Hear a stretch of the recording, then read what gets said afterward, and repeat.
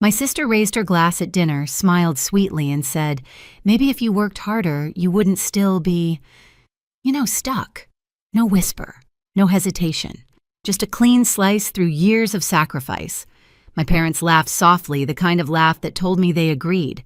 I sat there, hands rough from the garage grease, still under my nails, realizing I'd worked 2 jobs so she could live the life she was mocking me for. That night, I didn't shout. I didn't cry.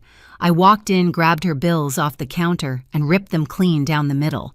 For the first time in years, I felt free. Before I tell you what happened, tell me, have you ever been used by someone you loved? And when it finally broke you, what did you do? People like to say family means unconditional love. But in my house, love always came with a receipt. I've been working 2 jobs since I was 23 days at the garage nights at a gas station off Burnside. Most mornings I smell like oil and burnt coffee before the sun's even up. I used to tell myself it was temporary, that the exhaustion meant something. Every hour I worked was supposed to buy my sister a future. Maddie was the bright one, the one everyone bragged about. When she got into college, the whole family celebrated like she'd cured cancer. Mom called me that night, crying happy tears. "We're so proud," she said. "You'll help her, won't you?" It wasn't a question, it never was. At first it felt good. I paid for her first semester's tuition, her textbooks, her rent. She sent a thank you text, "You're the best sis is." I reread that message so many times it almost became proof that I mattered. But gratitude fades fast when entitlement grows. Soon she stopped asking, she just sent bills. Tuition's due. My card got declined. The electric's late again. Every message started to sound like a command. I'd open my banking app, move the money, and tell myself she'd pay me back after graduation. But deep down, I knew she wouldn't. While I skipped meals to keep her lights on, Maddie filled her feed with rooftop dinners and designer bags. Had hard work pays off. The first time I saw that caption, I laughed out loud, the kind of laugh that hurts your throat. I showed Miguel, a coworker at the garage, one of her posts. "She doesn't appreciate you," he said, wiping sweat off his neck. "You're breaking your back for someone who's breaking your spirit." I told him he didn't understand. "She's my sister." He looked at me for a long moment, then said quietly, "Exactly." That night, I got home around midnight, dropped my boots by the door, and opened the envelope with her latest rent notice. The amount circled in red was higher than my monthly paycheck. My stomach twisted. I thought about how many oil changes it took to pay for her weekend brunches. I told myself I'd say something, set boundaries, but the next day came and I didn't. Instead, I wired the money again because that's what good sisters do, right? We hold the line until it breaks us. But something in me was starting to splinter. Every shift felt heavier, every dollar smaller. I could feel a storm building, quiet but steady under my skin. And the thing about storms is they always find their moment to break. It started small, the kind of moments you could almost excuse if you wanted to. Maddie called one night, her voice sugar sweet but clipped. "Hey, the landlord raised rent again. Can you cover it till next month?" I was in the garage, halfway under a pickup, my phone wedged between my shoulder and cheek. "Didn't I just pay last week?" She sighed like I was inconveniencing her. "Yeah, but this is different. I'll pay you back, promise." She never did. That's how it always went. The emergencies never stopped. They just changed names, textbooks, new laptop, car insurance, a little extra for groceries. I wanted to believe she was struggling, but each lie came dressed in designer clothes on her Instagram feed. Every post felt like a slap, cocktails on rooftop bars, weekend getaways. The caption, "Manifesting abundance." I didn't confront her. Not yet. I was raised to keep peace, not start fires. But the peace was starting to choke me. Miguel noticed first. "You look dead tired," he said during lunch break, handing me a bottle of water. "Just long hours." He tilted his head. "You still sending money to your sister?" I didn't answer. He didn't need me to. He shrugged. "Some people only love you as long as you're useful." That line stuck in my head for days. Then one Sunday, I called home. Mom answered cheerful as ever. "Maddie says you've been a bit short with her lately." "Short," I repeated. "I've been paying her rent, Mom." Mom's tone sharpened. "You know she's in college. You should be proud she's doing so well. She needs you." The guilt rolled over me like a wave. Somehow, even after everything, I still wanted her approval.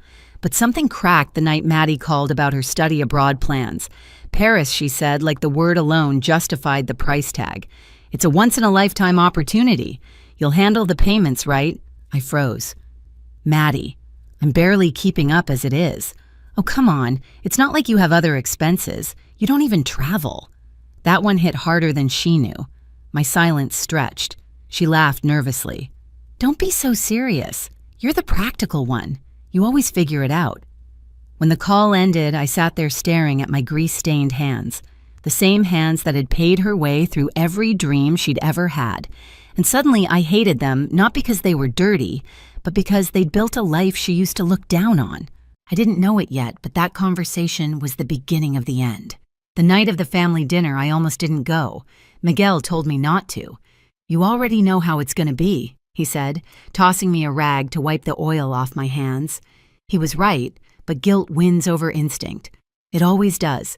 When I walked into my parents' house, it smelled like rosemary chicken and something expensive like perfume that didn't belong to anyone who'd earned it.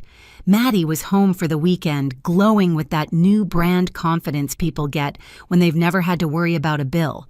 She hugged me like it was a performance tight enough for everyone to see, but hollow where it counted. Dinner started harmless. My dad asked about work. I kept it short. Mom asked if I'd been saving up for a house yet. I said, trying. Maddie rolled her eyes. You've been saying that for years. Then she turned to her phone, showing my parents photos of her trip with friends. Next stop, Paris, she said, like she was announcing her own coronation. Mom clapped her hands. Our little traveler. You'll help her, won't you, Helen? The words landed like a command, not a request. I swallowed hard. Maybe it's time Maddie got a job. That's when she looked right at me and smiled the kind of smile that cuts without drawing blood. Maybe if you worked harder, you wouldn't still be, stuck. The table went silent. Forks froze midair. My dad shifted uncomfortably. Mom stared at her plate. Nobody spoke. I stared at my sister, really seeing her for the first time, not as the girl I'd raised and protected, but as the woman who'd built her self-worth on my exhaustion. I forced a laugh, but it cracked halfway out. You're right, Maddie, I said quietly. I am stuck. But not for much longer. I finished my drink, stood, and placed my napkin neatly on the table. Dinner's on me tonight, I said. It's the last thing I'll ever pay for. Mom gasped softly. Maddie frowned, confused. I didn't explain. On the drive home, I kept replaying that moment, every sound, every look. The silence had said everything. Their comfort mattered more than my dignity. When I walked into my apartment, the weight finally hit me. Years of double shifts, sleepless nights, and quiet resentment all pressing down at once. My kitchen counter was buried under her unopened envelopes, rent, tuition, utilities. The proof of my servitude. I picked them up one by one, tore them clean, down the middle, and let the pieces fall to the floor. The sound was sharp, final, freeing. For the first time in years, I didn't feel guilty. I just felt done. 3 days passed before the first call came.